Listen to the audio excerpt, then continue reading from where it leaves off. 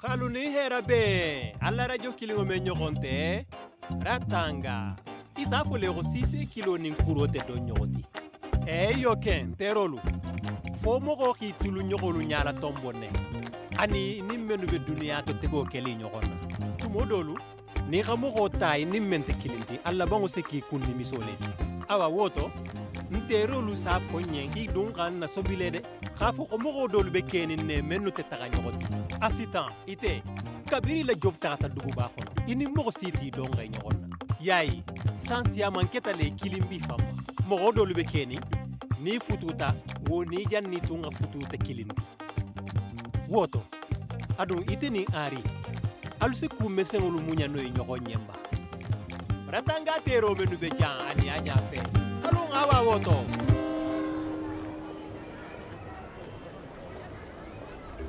terolu musu fulolu be goleya nati limma foloto musu folole kumbe kuwoni beke ha wotumo nga fula nyango ningini dindinding membe deli sañinu folo xa ku kuntangol la dunga ku ngoxono ani ifulo bebe na dunya la goleya limma idumba fe xamun kesila la miroto me musu saba ñoxol le tala saba njaxo yo fonse kilin soto men sen la xumo la meno kendeke morike do ko nyeng ko nille sake fonna ke ya setuno fo ursiamana ha itun sa fonye sanyin ko wole bi silandinne bon mangole ya soto wo silola nte nimbe kurunyala sen na kapoto dunne janninga damuta wo doron lemu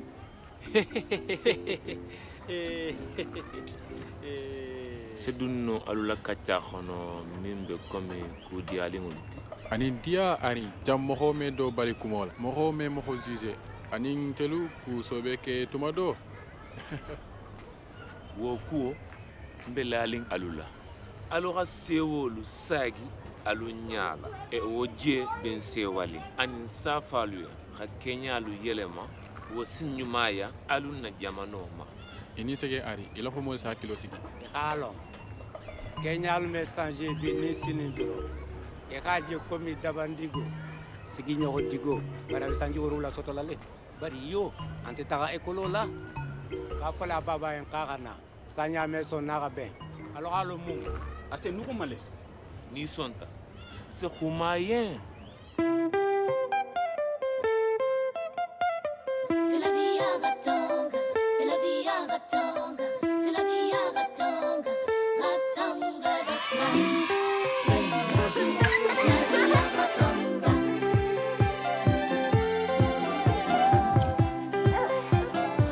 Hi yeah, hi yeah.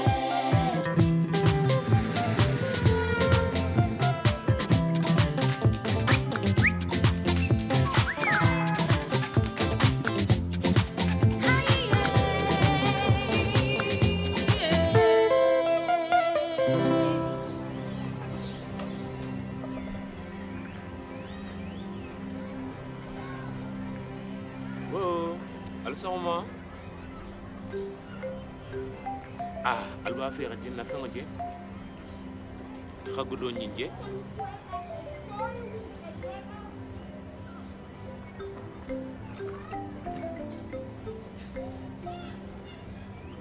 silen abiminto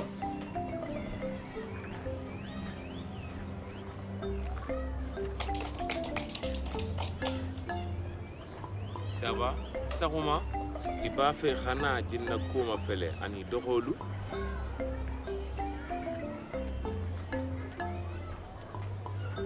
mantaka ekolola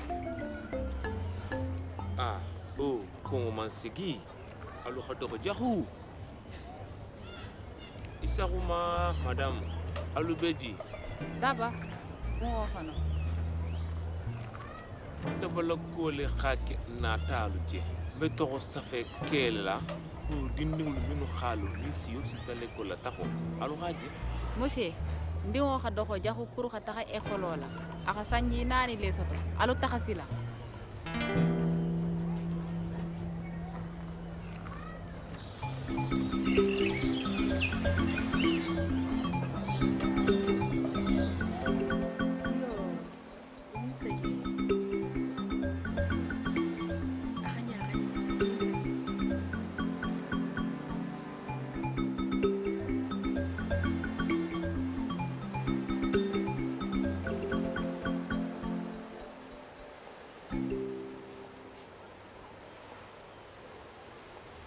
surprise.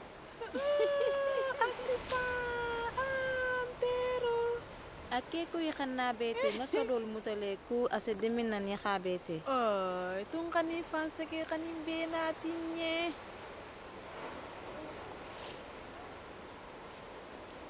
Yan fama fo yai manano men koy la futu sito. Oh, sani bawo inatabanta. Nyao nya ibe bending musu futu lingoma. Musu kumba fala mele. Nta fola ko futulu be no yari bari nsen famba nyelen ka mbaluta nyaadi sangani nu bela karike. Ay ay. Womu kudi ali waleti. Ari me fano. Abito funyo kan kende ndafe. Ayo. Bari ibe wonyale kenu. Ayo. Ni mafalino. Ah, nindo loko mo fota. Ibedi.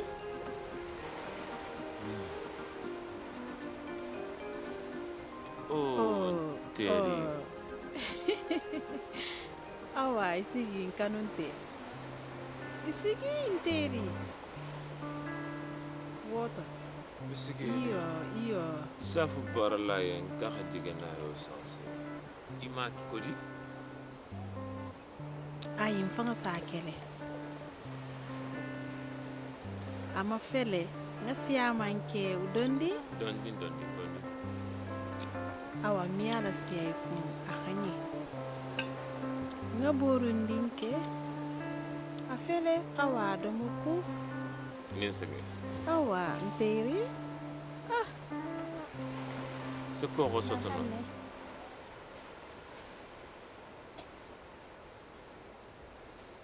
Ari. Ntunga fiyen kise koko ke jako. Sigeli ne.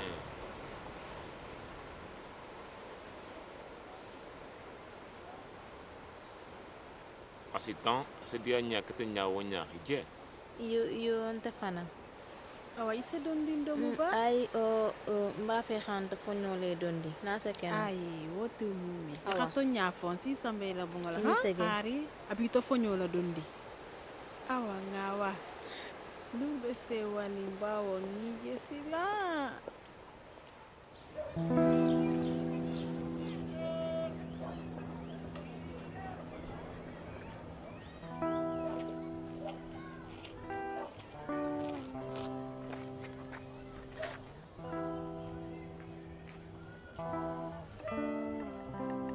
Fo irina dema sako na khido khosoto tumamen. Wala ido ko muso. Sabo mun la banta mu keluti. Malla ni se di muso do soto. Ikalo meme keli. Est-ce que ikalo ari ka men fo dabanaye? Ba aman son fusi falanyi. Bari ngadi muso la kumbo mere tumo me ari takata. Bawa tumbe kulen ka kunna kame taka ekolo. Isaruma. Terry. Ibedi. Ay bena la tuma juma ka mafele yiro koto. Se jele je jako. Ise muso la miro yelema. Dindi mo nyamu kata ekolo la. He Sidiki, ila khajolu jokki meno be siali.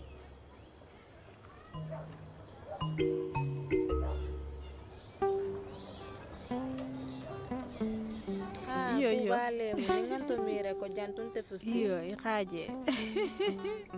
Na miro to ku kilinga le mi fana nyaaje casala. Yo ku dol men be benen dol te benne bari xantelon ne. Ndebe baro ke xang anen district ni. Be troupeau la ñaxale xam pour noyau communautaire la bunya. Ala bango la nga ka de malnutrition gole mbale sotoje. Xaro men tambita nga fere kele fo basolu sena. Fusile tembulu ja. Xari contraceptif. Ayo axani o ko ben segeli njaxu. Voilà. Xa janje nga fere ke ka basolu soto fula. Bari mo si malo mumuninti. Xabasol soto je xam ku gole mbale tije. Isa fo kele ko ni malon kontel te keli. Ya fama. Awa.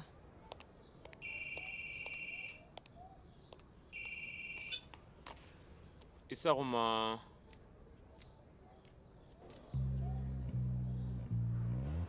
dispensaire dɔgɔmandiŋo nu komun taalu ɲinu dalita kuwolu to doman na aniŋ talaalolu sin na sembolu niŋ na bagasolu kafu aniŋ palaalu purusotolu aniŋ xa domoro di moxolu ma n'a lafita manke la e saate to dun xumo be minnu ma wolu saato fo na jamano la kafo xa siya le miŋ mu kiliŋ kuwolu ti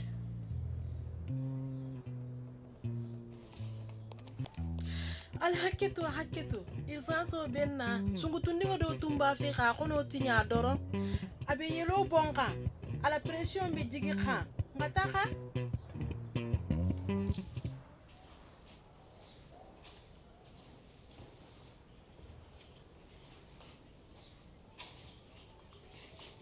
ngala ben komi wakati tambila asediya ñenni xabara i xalon ne ntum mesilan doron kan bulan kan ani xabe xata fa xa sonaya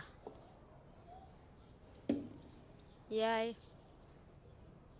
mba fele xa ya famma bawo man are dankun a ñama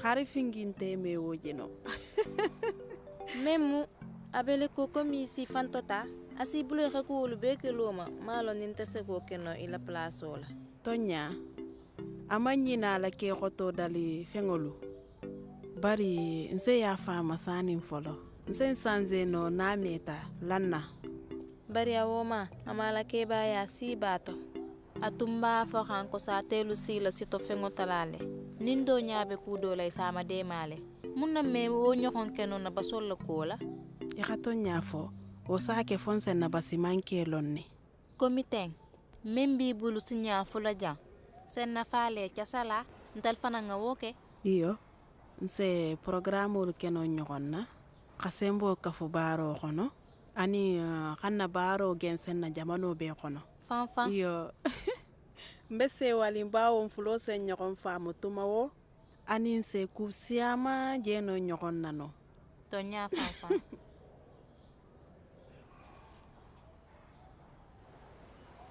o benda assistant ya ka fanyen ki ko musundingo do dema dispensaire la e xalo mbese wali la nala jang te fanan dun kalon nen ka tum malala baron ko me dari ta kala nyamena bari dun tum yakeno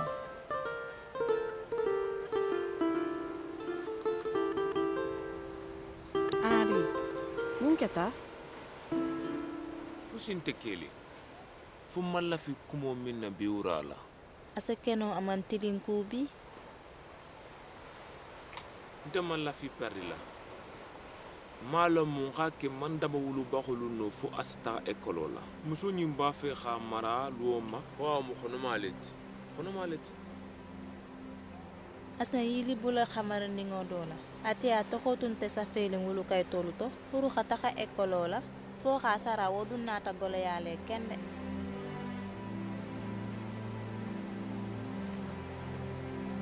mun ka ken hakkilo man taxawo kola tariya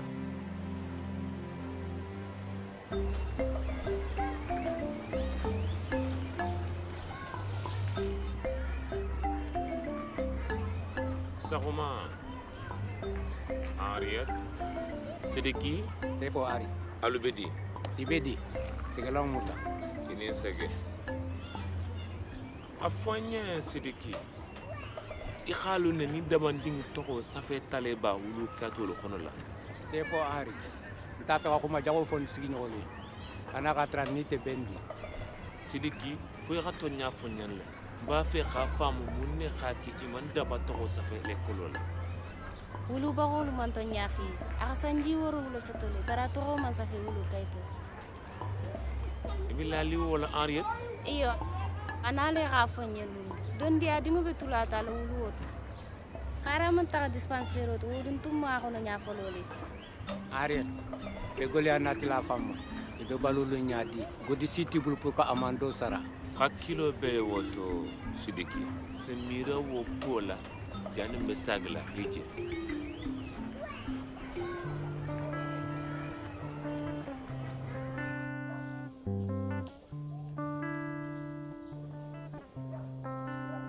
dato bari ka chance ya male soto itun se tuna ato xana nim basi fasongolu min tugum akhi nyaayele silang ikafam mfololemo anin kamarandingo tema ntumba mira nin tumme khono tano aninga wakati siaman na tambi jusuti mingole tumbenna aning ngala korosi konten na farilo jeha mun nay man na tariya dispensaire la tummalo mba fala penye labanta fala soraya en teriba aka fonye aka mo xolom men si basi jiyo dimma ni wulu bagolu xalom ituni simbay luoma soraya xonye ono tinya baytale anin dispensaire me son khandema e awa soraya dummi de maja ika pasi jiyo menta manyine fang ak hemorrhage le di ma wala xake xayelo bu mba perti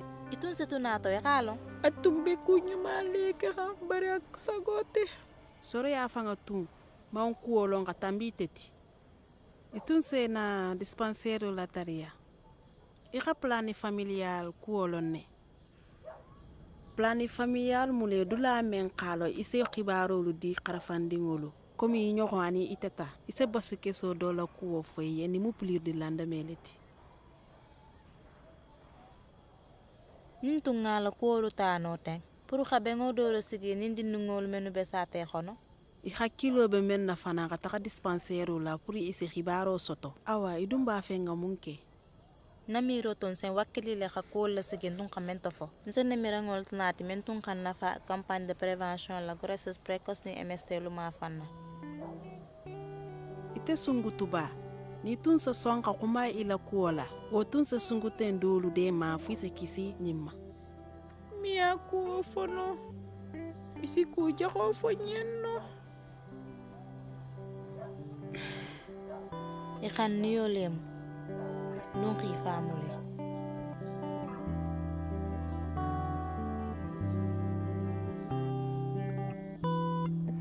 daba doron te ñing kuto bari dindin siyama dolu be goleya ñinto sate xono godi bobe siyalale nin dimbal yalu bela kuwo fotaf bari alu metuno ten satara man fusike anin khatu godi ko khadindingo ñin la sinin tinya bawulu katin tebulu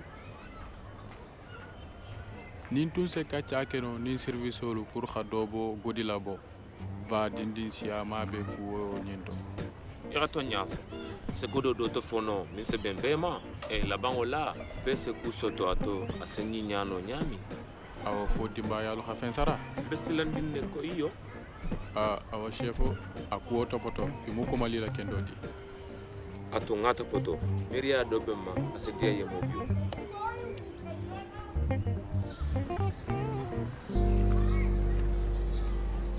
tonya mal lañu ni xalo faamu kende folo ntelu ba fele khala ila demaro la pour mun na inta yitantelu yen sañi dindingol be sigili minto afotale ko khasilo nyini fo dindinga nyunu to safe nyami e kolola nalu tunga godibo bala ha godibo bala alla miriya lem alu name wo mudu ni baleti ila wulu baholi menu ni dingulu setala luoma pour khidema name godibo tan pour ha goliya la mo kholuka barika wulu baholu yilibula ko xi dingulu toxo safe wulu kay tolu xan wo mu forcer leti jamono xono asi dema imenina xake lombaliya lemu fo xa tambi asilola ntelu te fen kurungoti bari mo ko ma fokal mu fen kurungoti afotale ko bari a mankentel la fil loti nin dolu ko be jalim pour xake name daba a toko man safe ekolola bawo awulu baxolu ma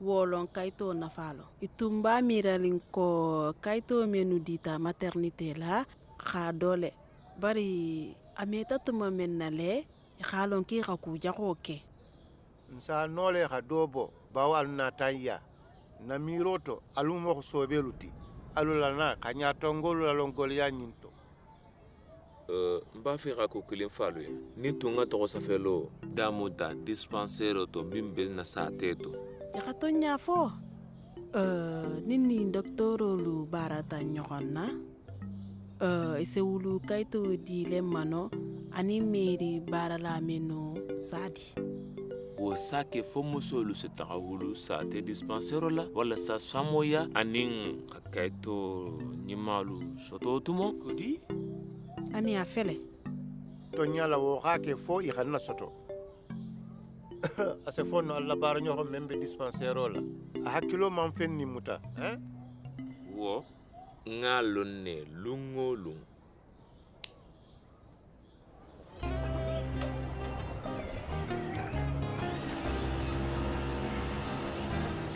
xaalu danko ne fa banta dabala ko la lu taxa ali tulol be men fo la luyen ali telol bi ñogon na nata teriale la terulu comité même ba fentelu xa godo sara telu ta ku oh aman si woto kuma tele ni men ba ko to a sontale khado bo ko do la aka doxo ala godi bo mu godi bole doronti nami kelula ekolo xa godo ma den ne fo demoro se kamen ani jama ziwa kili xa ñoxon dema xa godi bo ani ñoxon na alulanna tele mo allah se foti ngankero kilale ani ngalado talionne abe selaban benna e dabandingo taxale no ekolo la daba awa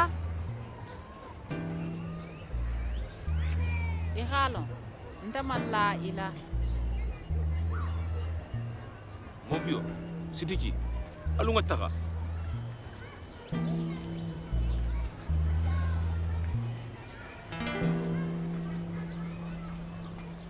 aka ñim pour sini awa abe ba ñaman sa tara janka camion labe aka ñinne ba iyo benta c'est campagne de sensibilisation damuta jannin sini ila ta xande ma ba iyo mba fen terlu ani sungu tundingol xa xibaari ngi ma soto i xanna kuwo ñoxonke ni nata moy ba mira linki mena nga kantale ngila na bari ame je ñaañu mala sungu to xana ja sa tara mon futu aman xanga lo xombe xibaari ñu ma ñi ni xan xona ta ma fan yaay namiro to funka barale kende suturo xono fana funka bele ke fo musu futulu ngonin ke balu metarano be ngonin to ya xato ñaf nse mogolu malonko keno suturo xono ekolo lafe ani dindingolu se taxadula menu to safiye namiro to wo sinati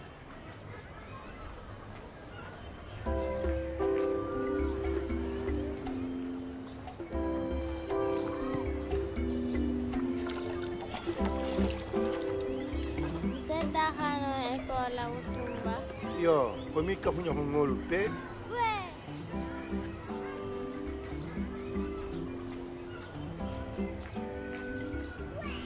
alo danita kayti kuole la ko dindin ko bari alu saje jalun se kanu ba sotole alun se dalala henri sañi se wulu wolu be safe dispensaire o la ani wulu kayti ñinin dula o benta mais la yido ta alu yan fon sebe wo mu sewa ko ti tenten bari benn misali bawo man daba wulu baxolu manono humola ni bula ri miria folo jannin karuna lalu ise sagino khila miria sanse namiro to daba na wulu baxolu le bena xan ten to ko sa fe killing wo benta ayo